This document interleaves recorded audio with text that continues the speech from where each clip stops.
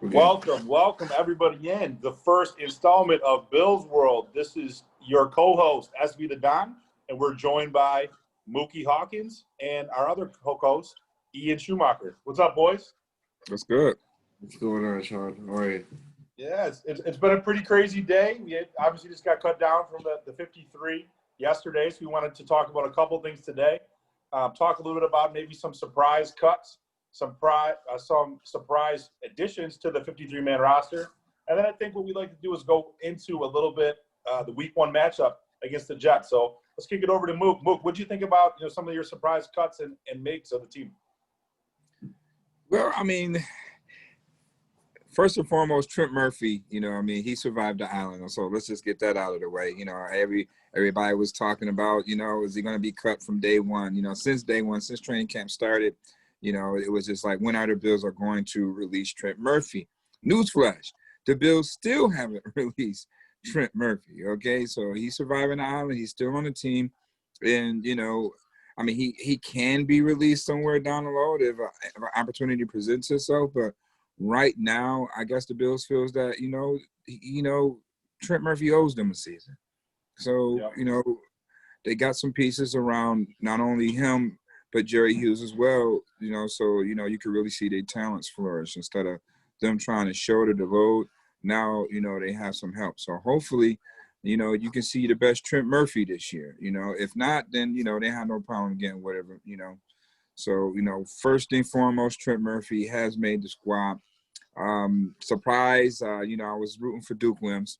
Everybody knows that I'm, I was rooting for Duke Williams. But at the end of the day, it becomes down to how – they like player flexibility. And, when you look at Isaiah McKenzie, he's very flexible within their offensive scheme. And he also plays special teams. So he's much more of an asset than Duke Williams, especially with, the receivers that they have in the room right now. So, just the nature of the business. But Duke does have a year of practice squad eligibility. And, right now he's back on the practice squad. So, it's just, he's back like he never left. And, he just has some more developing to go. And, he's the only wide receiver on the practice squad. So the first receiver that goes down, he'll be the next guy up. So, that's, it puts him in a good position to still be able to learn and prepare himself, just in case somebody goes down, he can fill right in. Reggie Gillum, he was one of my favorites coming into camp, because, what he does on special teams. But, when you look at the competition between him and DeMarco, you're looking at a younger DeMarco, more athletic DeMarco than, an 8-year veteran in DeMarco, who's actually on the IR right now. So now I know how severe that neck injury could be, but when you're in the league 8 to 9 years, you got a neck injury and you're on the IR, this potentially could be a career-ending injury for Pat DeMarco. Depending on the severity of that injury. But right now he's on the IR. He's done for the season. So then the position change kind of threw me off a little bit in reference to that. But, it's good to know that really he made the squad. And, now they have 4 tight ends. They have 4 tight ends. Lee Smith wasn't a shocker to me, just because of the fact that he's the backup long snapper. So he had to remain on the squad. So, few surprises here and there. I got a few, but I'll see what my man Ian got to say about it so far. Yeah. I know, Ian, we had some conversations too. I wanted to get a little bit of insight from you.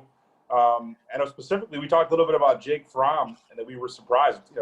Tell us a little bit about some of your surprises as well. As far as Fromm goes, it's just super exciting. I've been keeping up with him through high school. He's on a Netflix show. I don't know if you guys are aware. And he's just a good person. Works hard, and he's always been under talented. So his talent isn't where it should be to be a highly touted prospect going into college in the big schools. But he just works. He's extremely smart. All of his coaches from high school to college, and then his time at Georgia. I'm familiar with his time at Georgia just because I was a big Notre Dame fan. So I was down there and I actually witnessed Dan when he threw the game-winning touchdown on Notre Dame his freshman year. He came into Notre Dame Stadium, which is comparable to the big schools, any of the big schools. It's just a crazy environment, national TV, and He was just clutch his whole career. Won a national championship. So I just think it comes down to he's just as much help on the sideline. You know, and I just think they're not ready to give up on him. You know, it's a project, and they drafted him for a reason. And you know, even if I thought practice squad, to be honest, but they go with 3 QBs. It's probably a smart decision, and so I liked from him. And then I guess as far as the 53 goes, just super exciting. The biggest excitement for me is just how tough it was at every position. When McDermott came in, he just kept saying, you know, bringing competition at every position. And clearly, the competition is I mean, even at kicker, Aushka's gone. You know, so that's a big one. Really brought that up. So we're going to go in with a rookie kicker. You know, but he's got the leg, so we don't have to sit there and be like, please make the 52-yarder or the 49. Right. Like last year, it was a little nerve-wracking. So I like that. As far as positions, as far as like the last few cuts, Roberts and Marlowe, question mark, you know, are we going to get them signed today is the speculation. Well, yeah, just to answer that question, just chimed in. The Bills. Breaking news. The Bills have signed Dean Marlowe and Andre Roberts and moved John Feliciano and Isaiah Hawkins have been placed on IR. Now, I'm assuming that's going to be the designation for them to return, at least for Feliciano. Right? And then I didn't know Isaiah was hurt. So Interesting. Breaking news on Bills World. Now, one thing, I wanted to bring this back just for a quick second because I think Andre was obviously a big one.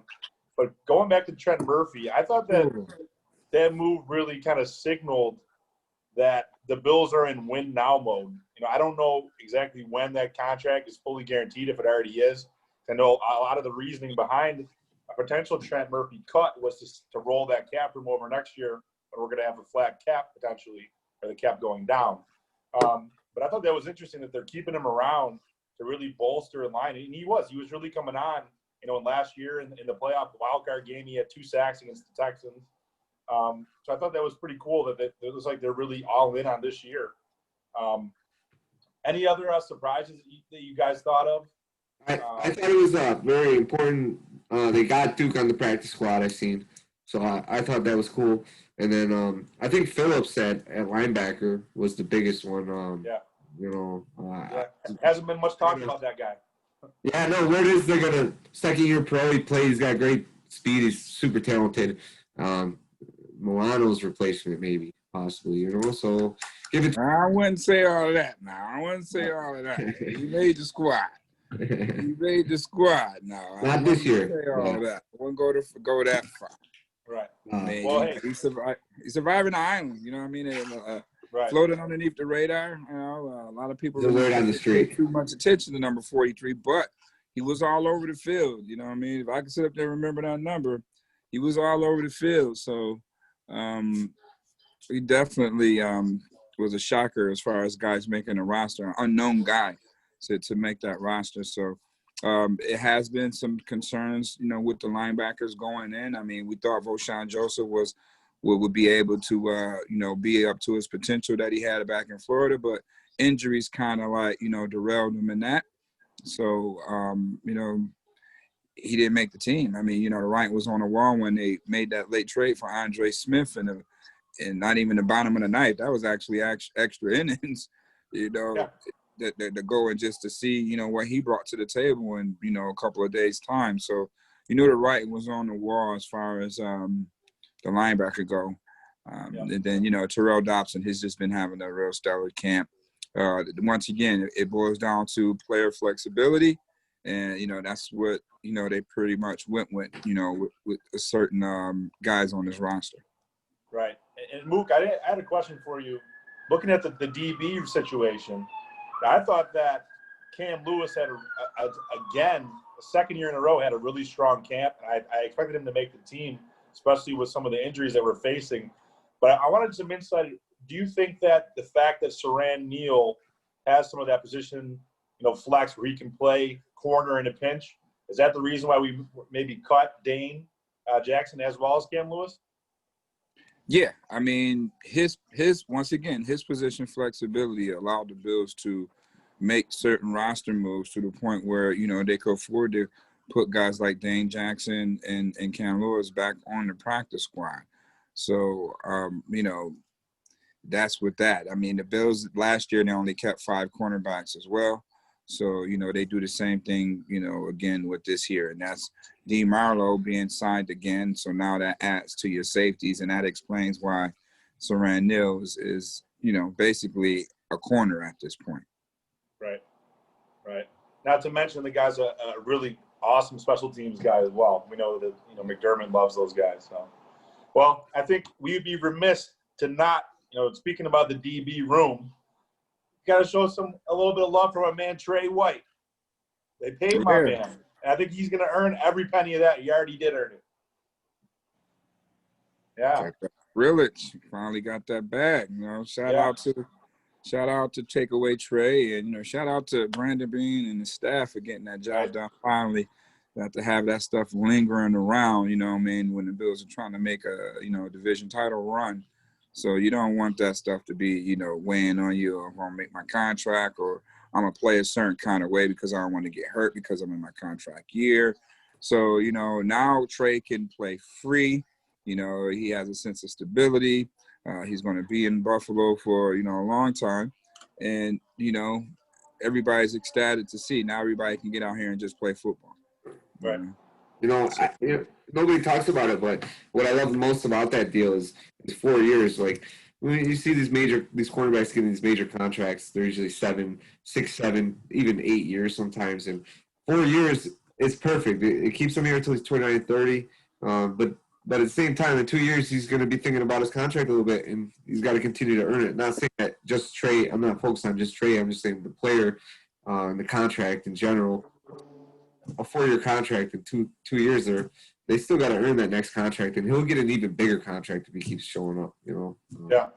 Right. And awesome the other thing too about the trade situation was there was reports, you know, alleged, you know, rumors that he was thinking about opting out of that 5th year, the rookie deal. You know, so it's really a proactive approach by Brandon Beane. You lock up arguably probably your best player, at least your captain of your defense.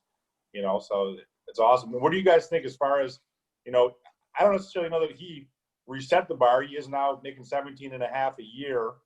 I think it's justified. Do you guys think that's in line? That's a fair amount for him to be earning as the number one guy now in the league? Well, I mean, at the end of the day, that boils down to an $82 million contract. He has the highest in guaranteed money in reference to his position right now. I think it's a smart move on both parts just to get that out of the way. I mean, with Trey signing at, you know, what he signed with right now, you know, may left a few coins on the table for the Bills to, you know, seek other interests in, you know, other big name free agents, possible trades, you know, things of that nature, or, you know, potentially having some money set aside for Matt Milano. Who knows? But it's good to get this over with now because you don't want to play the waiting game because if you do honor his contract, you know, now and then he honored a 5th-year option, that's 2 years. You know, that market for a cornerback is going to shoot up. We're talking $25 million a year by that time. So it's best to get the deal done now before, you know, Jalen Ramsey signed his deal and resets the market. Then, you know, whatever the deal is, you have to sign Trey higher. So it's good to get Trey at this number right now. So we appreciate Trey for giving us that good discount. We appreciate the discount he did give us. And, you know, now it's just all boiling down to playing football at this point. Absolutely. Absolutely. So just kind of moving on a little bit, I know, Ian, and if you can, we were talking a little bit about, you know, looking ahead to our upcoming matchup against the Jets. It seems like we play the Jets week 1 every year for the past couple. But what are we looking at? I know that the Bills right now are a 6.5-point favorite. I honestly think that's a little bit too low. I think it should be more like 8 or 9, and we'll probably see the line move. But what was the over/under for that game? The over/under for that one for Bills Jets week 1 is 39.5, which I think it's a good number. Vegas is pretty smart with that one. I don't know. Yeah, it's tough. Week 1's always tough. You got to especially with no off season. It's going to be a defensive battle. The offenses will be a little rusty. The Bills definitely have an advantage. They've been together, coach wise, roster wise, been together. So, I think the Bills probably last year's average was 19, or I think it was 22 points the Bills scored, or 19 and a half points the Bills scored a game. So I think they bumped that up a little. And then the Jets, I think, were averaging 17 points a game last year. So I think our defense doesn't give them 17. I don't see it. So I would probably go under week 1 just off of rust, and I think the Bills are the better team. Oh, totally agree. And I want to read a quick stat to you guys, and Muki, I want to get your opinion on this. So just looking over Sam Darnold's career numbers, okay, against the Bills, he's played against us 3 times, I believe, his rookie year, and he got hurt, so he missed one of the games. But in 3 games against the Bills, including the finale last year, where essentially we had our backups playing, and he played most of that, if not the whole game, he has yet to eclipse a 200-yard, not 3, 200-yard passing mark. He's got a bunch of games in the 190s. His best game was 199 yards passing against the Bills defense. And Mook, what's your initial impression or your view on this week 1 matchup? Do you see us having any trouble getting the victory? I don't think we see any trouble with the Bills destroying the Jets at all. Now, we might cover that spread. It might just be 40 to zip Buffalo. Right. It's funny that you said that. I said the same thing. I said I saw about maybe like the Bills putting up 30, and the Jets might get to about 10. Jets gonna put some points up, because it comes down to a point of being garbage time. The Jets are gonna put up some points, but the game would be too far gone, I think. I mean, with what I'm seeing and the new look offense, I like. I'm quite sure all the fans are gonna, like what they see in this new, this new little scheme of things that Brian Dable has had with these new set of weapons. So, I think that the Jets don't know what they really are in for, and they don't have enough continuity to, as a defense, losing Jamal Adams, you're basically your quarterback, your captain of the defense. C.J. Mosley opting out. Right. Who's on the defense? Right.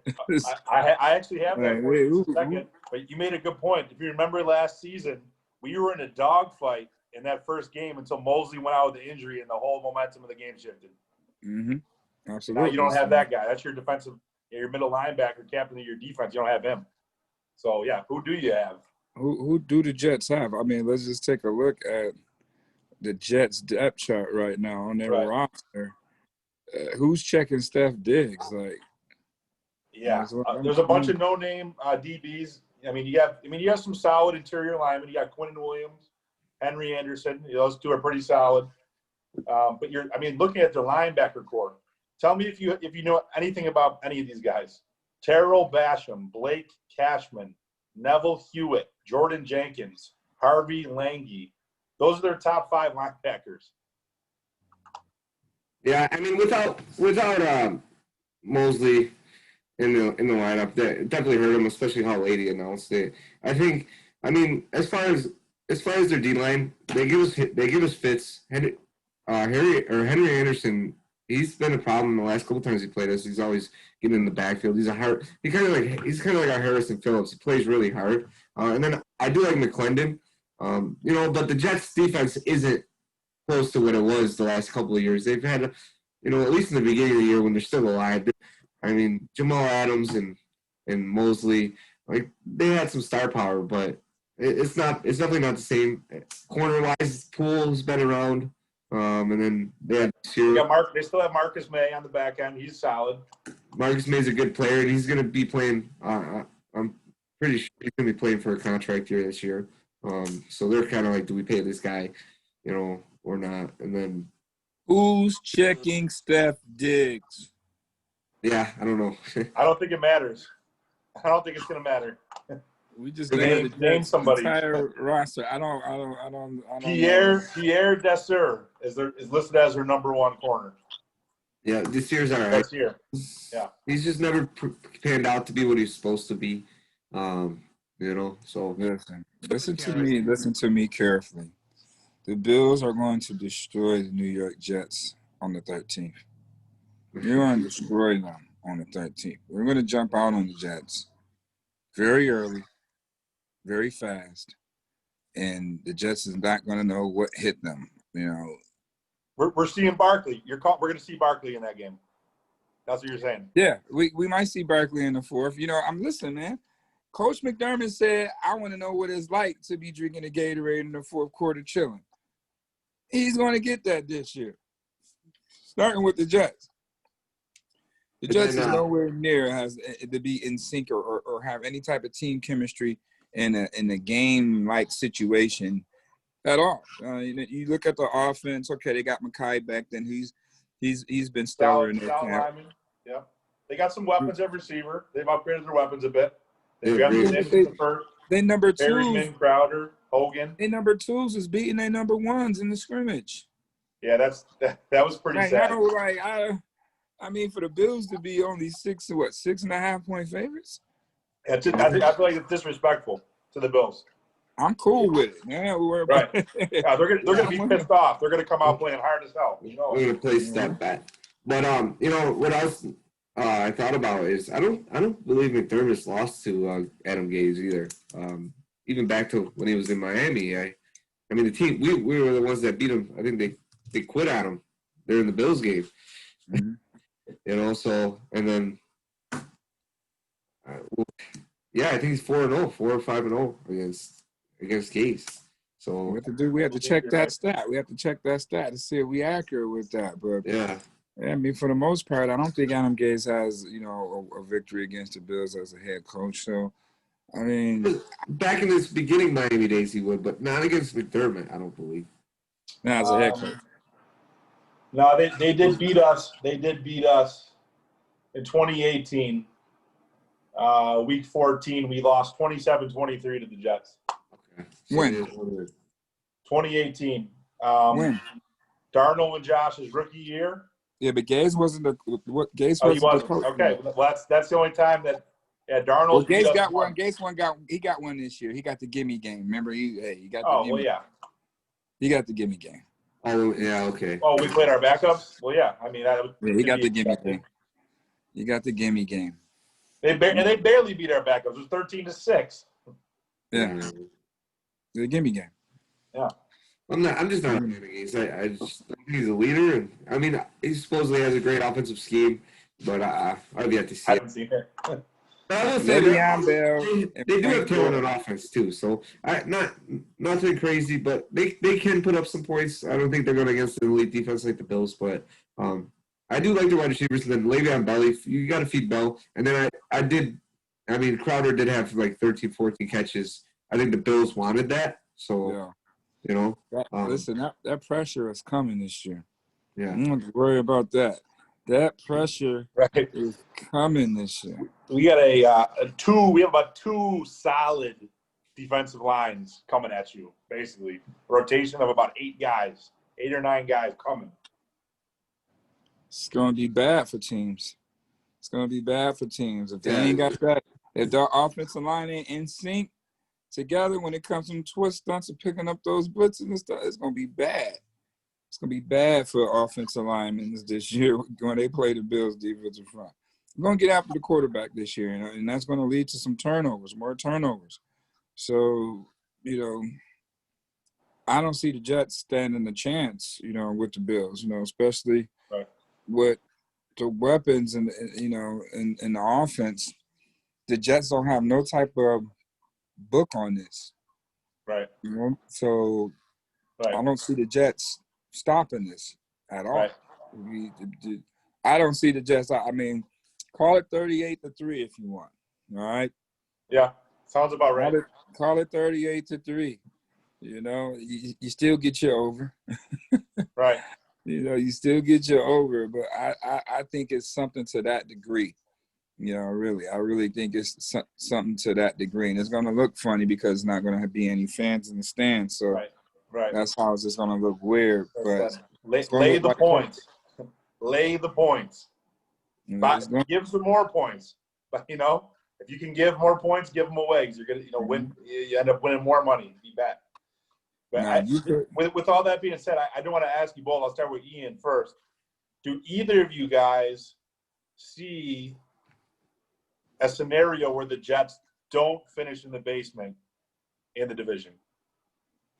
I mean, look, Darnold, the most important position is quarterback, right? So if Darnold comes out, he finally becomes what he's supposed to be.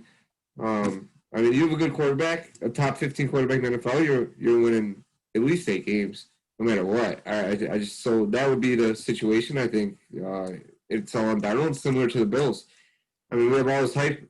Allen has to take that next step. And the quarterback position is the most important position in any sport.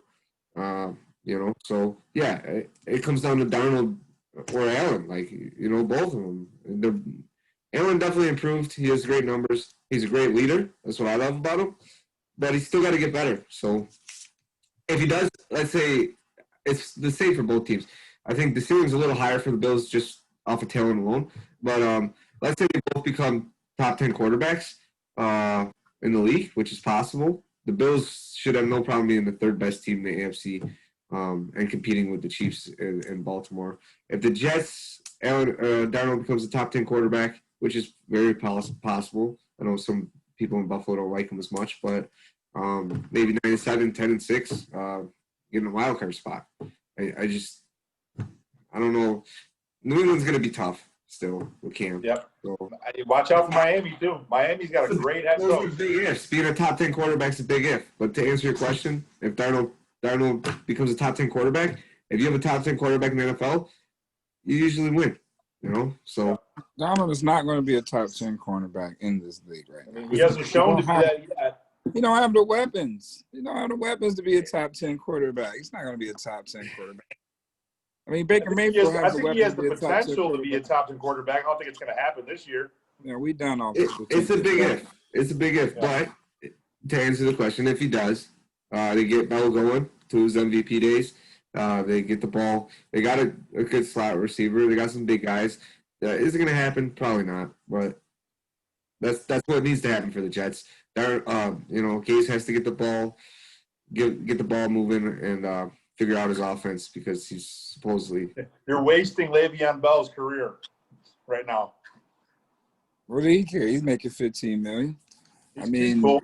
The Jets will finish 5-11 this year. Yeah, I was gonna say I'll give them 1 win in the division. So 5-11. Jets are gonna be 5-11. Not yet. What'd you say? The Jets are getting swept by the Bills and the Patriots and might beat the Dolphins once. So you think Gase? So we're saying Gase is going to get fired after this year. If he goes 5-11. Oh, he's getting fired. He's definitely fired. In his 3rd year. I don't know. Maybe they give him 1 more. But I think he has a ton of pressure to win, regardless of the roster. I mean, he can't win with this roster. No way. I mean, let's be realistic here. There's no way they're winning with this roster. The roster that they had last year was clearly better than the roster that they have now. Well, clearly better. I mean, on paper, you know, we know games ain't won on paper. But I mean, come on. I don't see it at all. I don't see it at all. You lose basically all your studs from defense, except for the guys that you drafted. Right. Yeah, your playmakers. You lost your playmakers. Yeah, you lost all your playmakers on defense. There's no way that the Jets' defense is better than what they were last year. And that was what did they finish? What did the Jets finish? Middle of the pack? Yeah. No, they didn't. They was top. They picked what, 10 to 11 or something like that. So they're gonna be picking in the same category as they were in last year. Top 10, top 12 pick. That's where they're gonna be picking out of. I don't see the Jets. You know, this is gonna be another regress year for the Jets. I believe. I'm gonna put Miami a little bit with a better edge over the Jets. You know, and so you know. Do you agree? I think Miami's ascending, right? Miami's ascending. Yeah, the Jets them in New England gonna battle it out for 2. For second. They're gonna battle it out for second. I think Miami, just off coaching alone, is better than. Flores is a great coach. Great coach. and then Tua. So there's another. It's the same. Look, the whole AFC East is going to come down to the quarterback position. Yeah, Cam Newton. Is he going to return to his MVP days, or is he going to be that average, terrible footwork, overrated, injured? So they could be 12-4. They could be 4-12 starting their young. Hey, you can't lead your team to the Super Bowl. You can't be league MVP and be caught overrated. That's true. And then Tua, Fitzpatrick and Tua. What happens there? Tua comes in, he's the next Drew Brees. They're winning 10 games. It's all about the quarterback to me. There's not enough good quarterbacks in the league. So, good coach, good quarterback. The Dolphins can do it. Tua's not starting this year. It's Fitzpatrick's team. Well, he'll be in there. He's gonna see the field at some point. Exactly. Yeah, when we blowing the Dolphins out, that's when we'll see week 2. We blowing the Dolphins out. He's gonna get in the game right in front of their fans, so they can root and cheer for him. So maybe the second time around. At least it'll only be 20,000 fans, not the full 80. Yeah, Get stopped. I just don't think that no quarterback as a rookie this year is going to come in doing anything in the NFL with no playing experience, no preseason games or anything like that. You're just thrown in the fire against a team's #1 defense. I don't think that's going to. Only person is Joe Burrow. Anything else isn't ready. So I don't think we're going to see any other rookie quarterbacks out there starting day one, except Joe Burrow. So.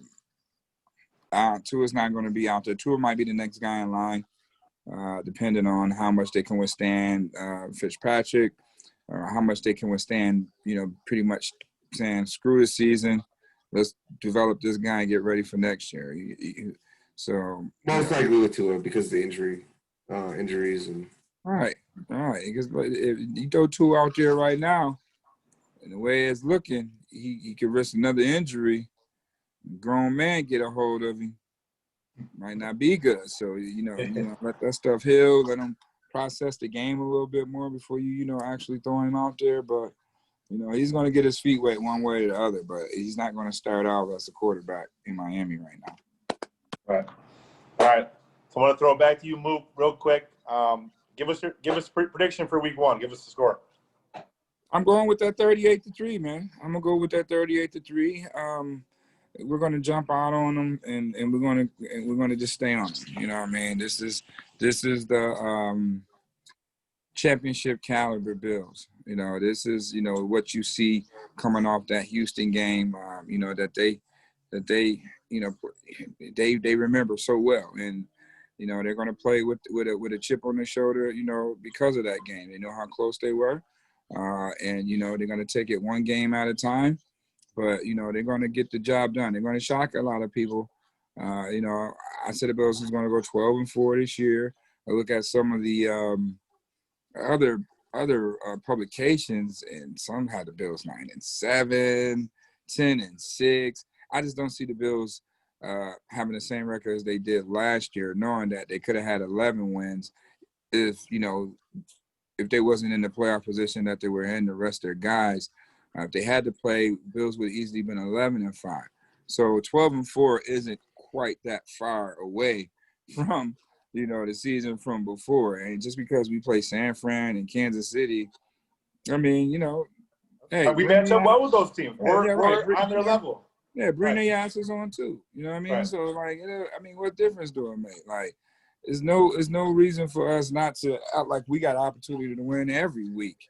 Just because we playing Kansas City and San Fran and those guys, we just automatically lose because it's Kansas City? Nah. We're going to see when Kansas City come here on Thursday, and they're going to knock Kansas City off, and then what? So they're going to take it one game at a time by destroying the Jets first and foremost. It is a division game, so it is a very important week. You want to, most importantly, get that win, but you definitely want to get the ones in your division. So. I think they're just going to come right out because they're really eager to hit. I'm really eager to see what, this offense is going to look like against another defense. And I'm really excited to see what I've been have, access to see thus far. So I'm going to say the Bills cover the spread and all of that, 38-3. the over, and everything. Right. How about you, Ian? Week 1 score, and then give us your season prediction record as well. Okay, so I think first things first. Week 1 season opener, I think without the fans, it hurts a little bit, but I like I said earlier, McDermott is a better coach than Gaze. Here's 2 important things: get the lead early. We don't want to be playing catch up. Run the ball, get the lead early, and then limit turnovers. Allen, it all comes down to Allen. Our defense is going to show up. Couldn't turn out to a shootout with Allen and Darnold. They're friends. It's going to be really competitive, possibly. But no, I think get the lead early, play good defense, limit the turnovers for Allen. Don't play hero ball. Get the lead and just play solid football.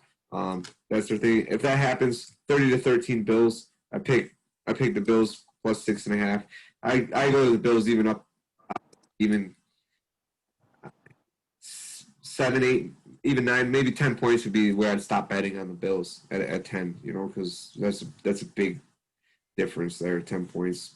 So yeah, 30-13 Bills. I picked the over in this game, over 39.5, and then plus 6.5, plus 7.5, whatever it is. The Bills are winning by more than a touchdown. And then as far as the season goes, last year's schedule for the Bills was a little easy. So that definitely made. I think the Bills were a 10-16 last year. They were. Yep. I would go. I'm going to go 11 wins.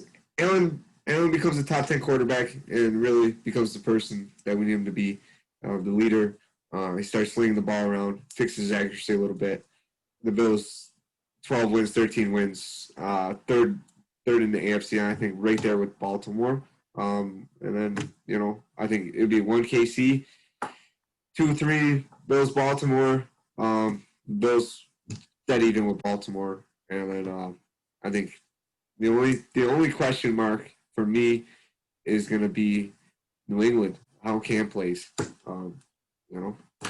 That's the difference between winning division and winning wild card. The Bills still go to the playoffs regardless. Yep, totally agree. I'm going to say, let our offense, we have a lot of continuity. I'm going to give us a couple weeks to really have, the Dable offense, get hit in full stride. Even with that said, I'm going to say 31-10 Bills, which the over easily covering the 6.5 point spread. If I was betting, I'd give as much as maybe 10 or 12 points for the Bills confidently. I expect it to be, that much of a blowout. I'll even say, I say that our starting defense gives up 3 points, and maybe the Jets get a late touchdown to get some of our second string D when the game's already well in hand. And I'll say the Bills are going to go 11-5, better than last year with a much harder schedule. So I can't even say they're going to score against our second string. They couldn't even score against their own second string. That's true. That's a good point. When the first one's there. Yeah, come on. That's embarrassing. Yeah, that's bad. Y'all gotta go play. I gotta go play a hungry team right now. That y'all fake beat last game. Okay.